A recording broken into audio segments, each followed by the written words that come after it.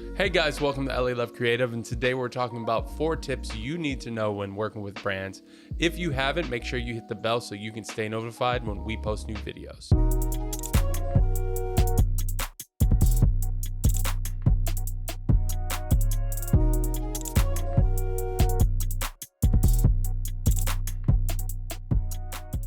Let's talk about communication. When working with clients, this is the most important thing that you need to be thinking about the entire time. How you communicate sets the whole course of the shoot, and it will show if you're professional, if you're someone that they want to work with, and if you know what you're doing.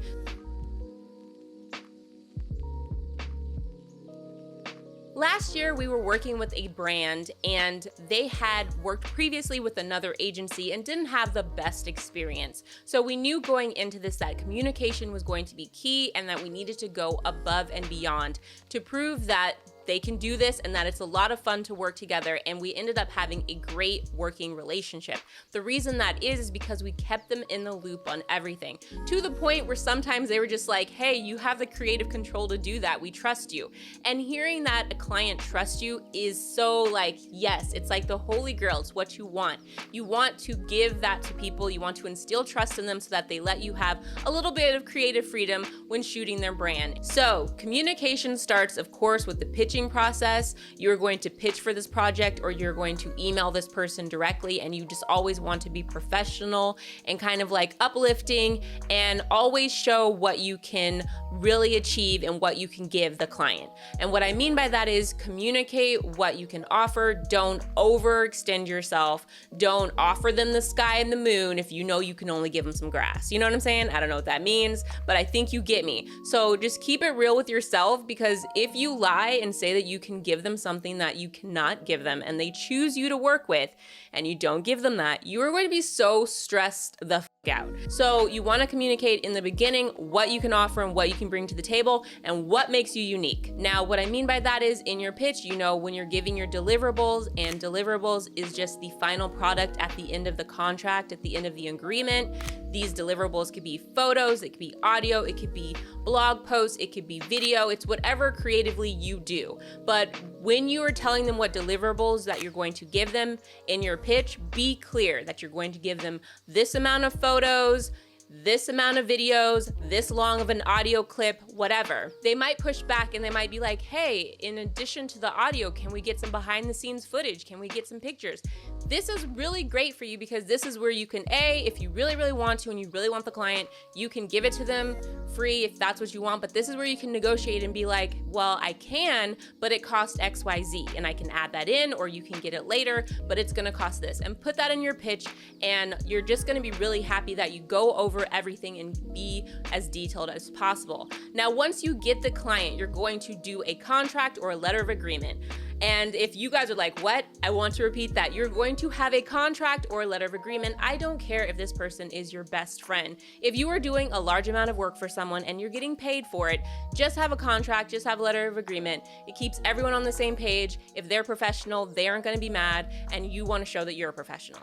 I'm just gonna go over the most important things to communicate in this contract. Obviously, there's a lot to put in there, but you wanna give your deadlines and the deliverables, and you wanna give milestones. You also want to say in this contract that it's a 2-person deal. So there are delays that can happen because of the client and not you. And you just want to state in this contract that, hey, I'm going to hit these deadlines to the best of my ability.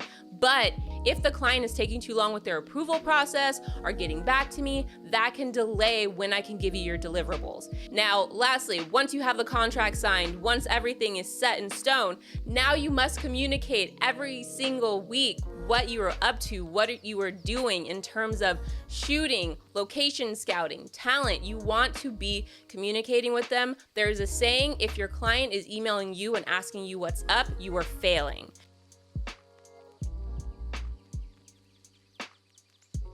Planning and organization.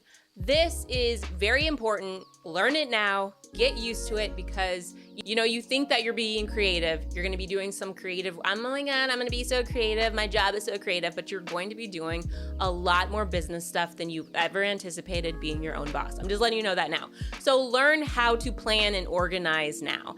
And my favorite way to do that is Google Docs. That is what I use. Don't come at me. I know there's a lot of good apps out there. I know that people have their systems. And my system is Google Docs. I love that it has the spreadsheets. It has the doc section where you can just write out things, and I use it all the time. It connects to my phone. It connects to my business partner's phone.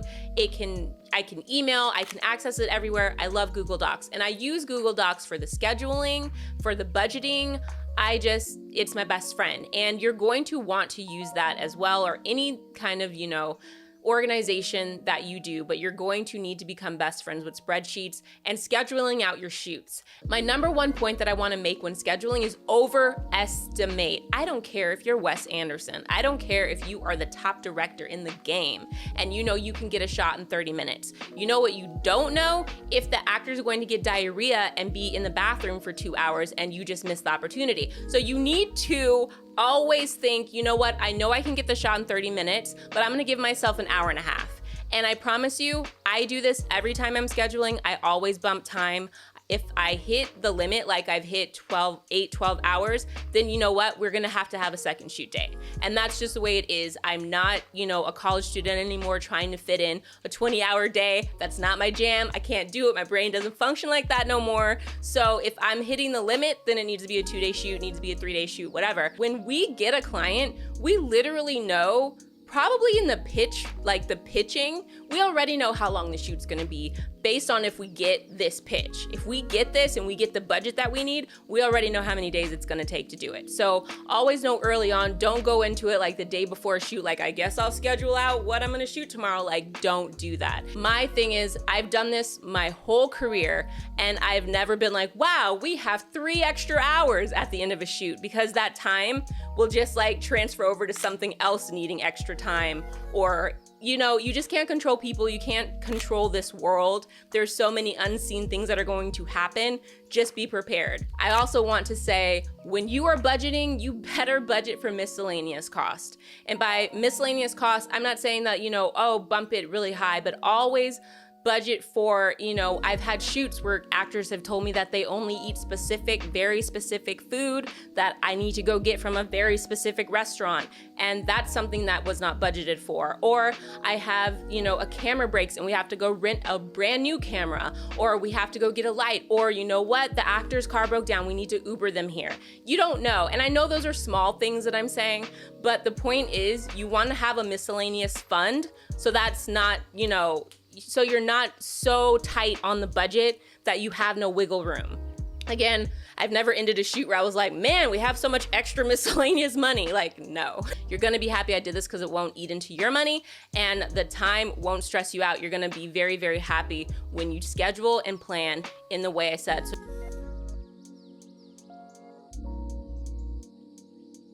Checks and balances. Now, assuming you've already established a good sense of communication with your client, it is now time to move that communication to the actual production process and post-production process.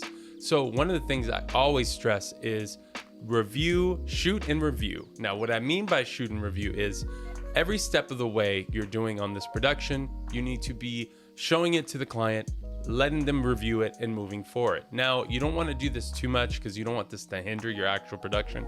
You can't shoot every shot and be like, hey, is this okay? You know what I mean? Like, it comes to a point where you're going to have to move on and actually establish and move and do what you need to do. You want to make sure that you are shooting and reviewing. Now, when your client is actually looking at the products or whatever you're shooting, you want to make sure that their input is being taken into consideration.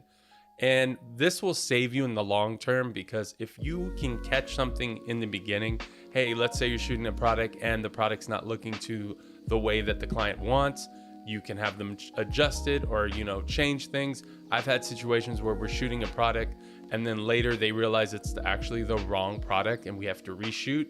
So it's best to get that communication going and make sure that the client, every step of the way, at least every couple hours into production, make sure that they're looking at something, make sure that they're actually on board and completely okay with it. That way later you're saving your butt. One of the great ways to do this from a technical standpoint is either have if you're shooting photography, either have your camera tethered to a laptop, a bigger computer, something where every time you're shooting a frame, the client can actually look at it and go, okay, I like that, I don't like that.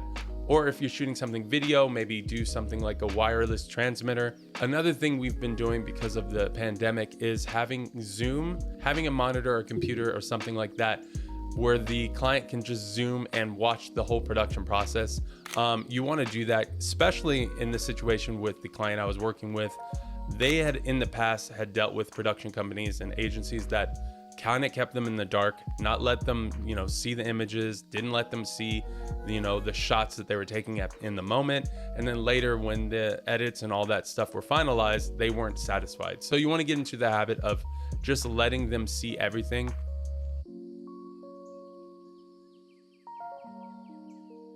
Setting boundaries. Now, you've already established that in your pitch, you're breaking down what what to expect.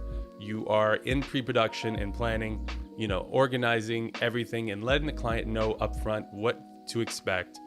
And hopefully you're having them sign contracts and stuff like that. And even when you're shooting the process, you need to be, showing them, reviewing everything, going back and forth. Now, when it comes to setting boundaries, you need to know that clients are going to try to push and get more from you. It's not really their fault. A lot of times they might, for example, you agree on 10 pictures and they want 20, and you are in an awkward situation where you might feel pressure to give in. The whole point of establishing relationships is when you agree upon something, it is up to you now to whether you want to set that boundary or not. But when you are creating a contract, it's important for you to set boundaries.